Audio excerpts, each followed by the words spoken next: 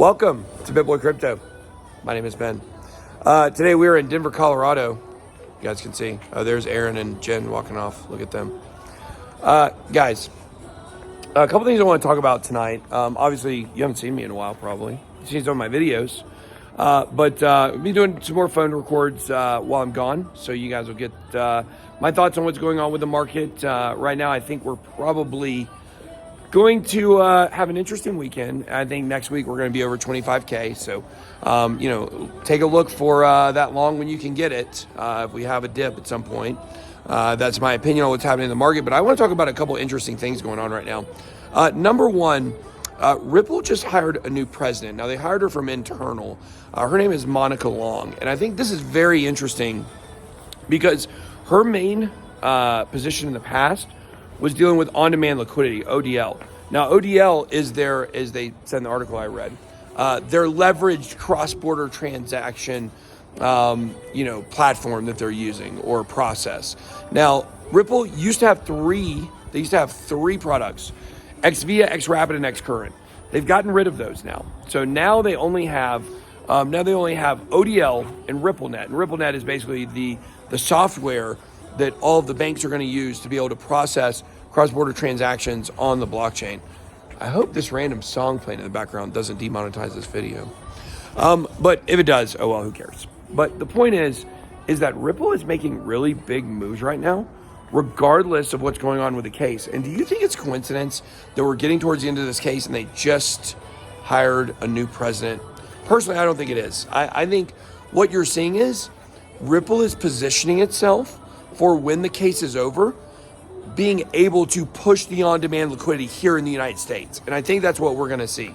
The only thing that has gone around to more places than ODL in the United States is me over the past few weeks. They said, hey.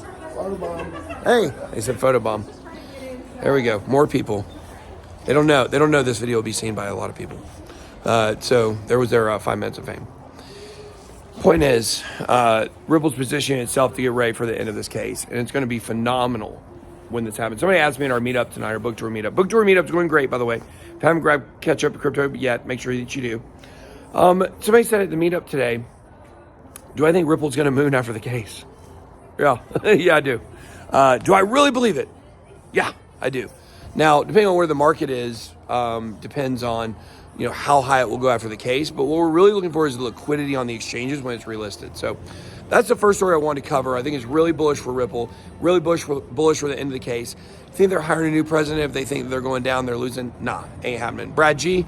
Nah, he knows they're winning this case or settling. The settlement is the better scenario. We talked about before how if they went out right, now we're going to the Supreme Court on... We're going to go to the Supreme Court on appeal. We don't want that. We want this thing to be over.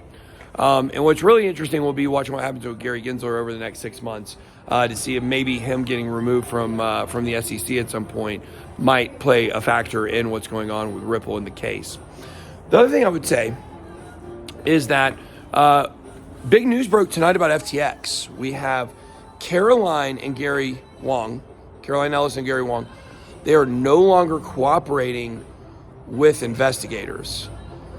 In my opinion, I think that what this says is potentially is that Dan Friedberg might have more information than Caroline and Gary on what really happened, and what he's saying may actually counterbalance or counteract some of the stuff that they're saying. So this is very pivotal as you do watch the FTX thing continue to play out. Because, guys, this thing's not going to be over until, people are going to prison, and then also until people are getting their money back from FTX. We'll have to see what happens in that case. Of course, John Ray, they released a thing from John Ray, or in his law firm, that a ton of people working on the bankruptcy are making $2,000 a day or $2,000 an hour. I can't remember which one it is. Either one is insane for people working on this. Guys, guess who's paying that? Customer funds, the FTX. So just want to make this video for you guys tonight. Say, hey, we're going to be doing more phone records over the next, several days. We're going to be in Austin, Texas tomorrow night for our meetup. So can't wait to go eat some barbecue. Heard I got to get some Gordo's donuts. We're going to check that out. And that's all I got. Be blessed. Good boy out.